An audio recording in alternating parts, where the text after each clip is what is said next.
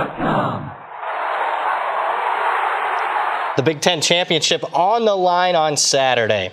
This is Brad Powers in the pregame.com studios just off the Vegas Strip. We're talking Big Ten Championship game, Penn State versus Wisconsin. Showdown in Indianapolis. Who do you like? Yeah, we like the road underdog here. That's right. We're going to take Penn State plus the points. What we have here is an ATS streak, and not all of them are created equal, folks. Penn State in their last 7 games have won all 7 of them straight up. They've covered all 7 of those games. Not only covered them, but covered them by a significant margin, 19 points per game. Quite simply, the betting markets have not caught up to this red-hot Penn State team. What a difference a month plus makes. Just back on October 22nd, this Penn State squad at home against Ohio State was catching 19 points. When was the last time you saw a Final Four contender at home that was catching almost 20? Yeah, a lot of that had to do with their 49-10 loss to Michigan. Keep in mind, in that game, Penn State was playing a couple of walk-ons at linebacker. Misleading, poor performance for him in that game. Series history in this Big Ten showdown. The underdog has covered 5 straight times.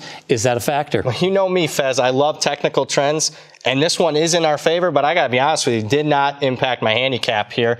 All of the games have been relatively single digits as far as the line goes. That's the case here. I don't think there's a motivating factor. Hey, we're disrespected, we're an underdog. I just think it's happened to be the case that the dogs covered 5 straight. What may be a motivating factor is 2 years ago, this Wisconsin team was favored against Ohio State in this title game and got punked 59-0. Is that a factor? It's not a factor here because you have a different head coach. Paul Chryst is only in his 2nd year here. Gary Anderson was the head coach at Wisconsin at that time. Plus, they're not playing Ohio State looking for revenge here. They're playing Penn State. Didn't affect my handicap. Your second key handicap. Second key handicap here is we got an injury at Wisconsin's quarterback position. It affected them in last week's game against Minnesota. What they have here, they went to a freshman quarterback about game 3 of the season, and he's got more upside than the 5th-year senior Bart Houston. But the markets are kind of treating this game like they're created equal.